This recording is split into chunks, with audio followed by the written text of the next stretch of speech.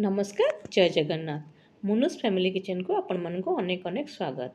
आज मु छतुर गोटे रेसिपी नहीं कि आसी छतु पत्र पोड़ा कहले साधारणतः आम चुली रे पोड़ा को बुझी था किंतु मु आपन को आज गैस रे छतु पत्र पोड़ा किभली भाबे प्रस्तुत करिवे से विषय रे कहबी।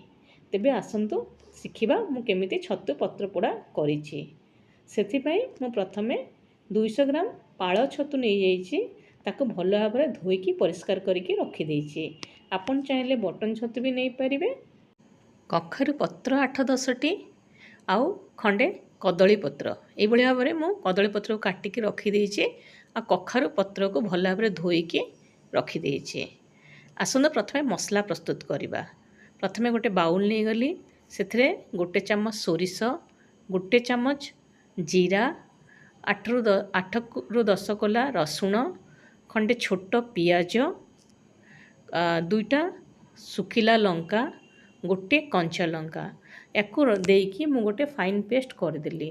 तापरे गोटे प्लेट रे गोटे छोट पियाज, रसुण 8-10 कोला, 4-5टा कंचा लंका छोट छोट करी काटिकी गोटे छोट टमाटो रखिदेली। एटा होची मसला बटाटा मु जोटा पूरा फाइन पेस्ट करके रखिदेछि।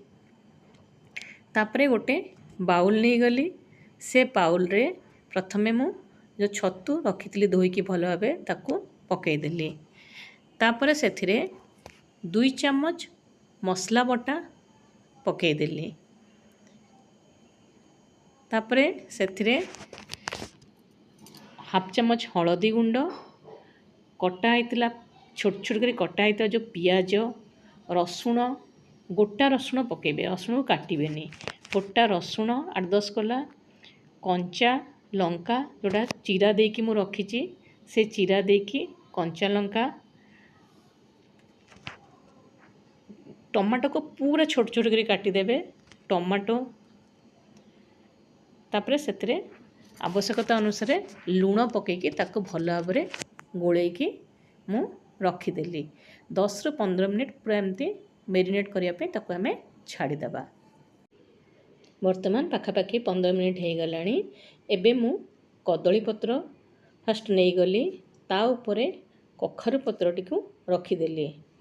कखारु पत्र उपरे जो मेरिनेट करके रखी छतु ताकू देदेली। देखंतु एभली भाव में छतु को कखारु पत्र उपरे पूरा पूरी दे सारा परे ता उपरे आउ गोटे कखारु पत्र देकी ताको भल भाव में बंद करदबा। बंद कर सारा परे कदली पत्र को ता उपरे गुड़े दबा। देखंतु एभली भाव में पूरा गोटे लफाफा भली कदली पत्र को मु पूरा पूरी फोल्ड करके रखिदेली। वर्तमान याकू गोटे सूता देकिरी ताको भल भाव में बांधीदेबा। देखंतु एभली भाव में सब बंद कर सारा परे गोटे सूता नहीं कि ताको मु भल भाव में बांधीदेली। जदि आपण पाखरे कखारु पत्र नाही पोई पत्र मध्य नहीं पारिबे, पोई पत्र भी भल लागिबो। पोई पत्र कखारु पत्र भी नहीं खाली कदली पत्र मध्य करि पारिबे। देखंतु मु एभली भाव 3टा रेडी करिकी रखिदेली। एबे आमे ताको पोड़ीबा। सेथि में प्रथमे गैस लगेली। गैस ऊपर एभली मोर पाखे जाली थिला ताको रखिदेली। जदि आप रुटी सेका थी रुटी सेका भी रखिपारे। ताऊपर गोटे तावा बसईदेली। तावा उपरे से जो मु लफाफा भली करके छतु को रखी से कदली पत्र ताकू ताऊपर रखिदेली। बर्तमान ये भाव में कदली पत्र गुड़ा को रखिदेकी ताकू तापर घोड़े देवी। 10 मिनिट पाई ताकू प्रथमे घोड़े देबा। देखंतु घोड़े के पूरा 10 मिनिट ताकू छाड़ीदेबा, सिम करदेबा। से बर्तमान 10 मिनिट पाखापाखि हो गलानी। कदली पत्र देखंतु पानी केमती कदली पत्र बाहर। बर्तमान एपर्यंत मध्य मोर पत्र पोड़ा हेनी जेहेतु कदली पत्र पानी बाहर ताकू तापरे आमे टिके उल्टे देबा। गोटे साइड हो सारा पर आर पटटा उल्टे देकी पुणी ताकू घोड़े से 10 मिनिट पाखापाखि रखिदेबा। वर्तमान 10 मिनिट हो गलानी। एबे ढांकुणी खोलिकी देखिवा आमर पानी मरलानी कि नाई। ଦେଖନ୍ତୁ ପାଣି ପୁରାପୁରି ମରି ଆସିଲାଣି। ବର୍ତ୍ତମାନ ମଧ୍ୟ ଏଇଟା ହେଇନି ଯେହେତୁ ପତ୍ର ଗୁଡ଼ିକ ପୋଡ଼ିନି ଭଲ ଭାବରେ। ତାକୁ ପୁଣି ଓଲଟେଇକି ଘୋଡ଼େଇ ଦେବା। ଏଇଭଳି ଭାବରେ ପୁଣି 10 ମିନିଟ୍ ପାଖାପାଖି ଗଲେ ଆମର ପତ୍ର ଗୁଡ଼ିକ ପ୍ରାୟ ପୋଡ଼ିଯିବ। ପାଣି ତ ଆଉ ନାହିଁ, ପତ୍ର ଗୁଡ଼ା ପୋଡ଼ିଯିବ। ତ ପ୍ରାୟ ଅଧଘଣ୍ଟା ଖଣ୍ଡେ ଲାଗିବ ଏଇଟା ପୋଡ଼ିବା ପାଇଁ। ଦେଖନ୍ତୁ ଏଇଭଳି ଭାବରେ ଯଦି ଆପଣ ପତ୍ର ପୋଡ଼ିଗଲା ଜାଣିବେ ଆପଣଙ୍କ ଛତୁ ପତ୍ର ପୋଡ଼ା ରେଡ଼ି ହେଇଗଲା। ବର୍ତ୍ତମାନ ୟାକୁ ଆମେ ଖୋଲିବା।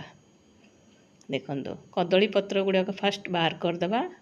କଦଳୀ ପତ୍ର ବାହାରି ସାରିଲା ପରେ ତା ଭିତରେ କେତେ ସୁନ୍ଦର ଭାବରେ କଖାରୁ ପତ୍ର ଭିତରେ ଛତୁ ଗୁଡ଼ାକ ସିଝିକି ହେଇଯାଇଛି। କଖାରୁ ପତ୍ର ସହିତ ଆପଣ ଚକଟି ପାରିବେ, ନହେଲେ ଖାଲି ମଧ୍ୟ ଚକଟି ଖାଇପାରିବେ। ଏବେ ମୁଁ ସେଥିରେ କଞ୍ଚା ସୋରିଷ ତେଲ 1 ଚାମଚ ଦେଇକି ତାକୁ ଭଲ ଭାବରେ ଗୋଳେଇ ଦେଲି। ଆପଣ ଯଦି ଚାହିଁବେ ଯେତେବେଳେ ମ୍ୟାରିନେଟ୍ କରୁଛନ୍ତି ସେତେବେଳେ ସୋରିଷ ତେଲ ଦେଇପାରିବେ, କିନ୍ତୁ କଞ୍ଚା ସୋରିଷ ତେଲ ଦେଲେ ଆଉ ଟିକେ ଭଲ ଲାଗେ ଖାଇବା ପାଇଁ। ବର୍ତ୍ତମାନ ଆମର ପ୍ରସ୍ତୁତ ହେଇଗଲା ଛତୁ ପତ୍ର ପୋଡ଼ା। ଯଦି ଆପଣଙ୍କୁ এই ରେସିପିଟି ମୋର ଭଲ ଲାଗିଲା ତାହେଲେ ପ୍ଲିଜ୍ ଆମ ଚ୍ୟାନେଲକୁ ଲାଇକ୍, ସେୟାର ଆଣ୍ଡ ସବସ୍କ୍ରାଇବ୍ କରିଦିଅନ୍ତୁ। Thank you.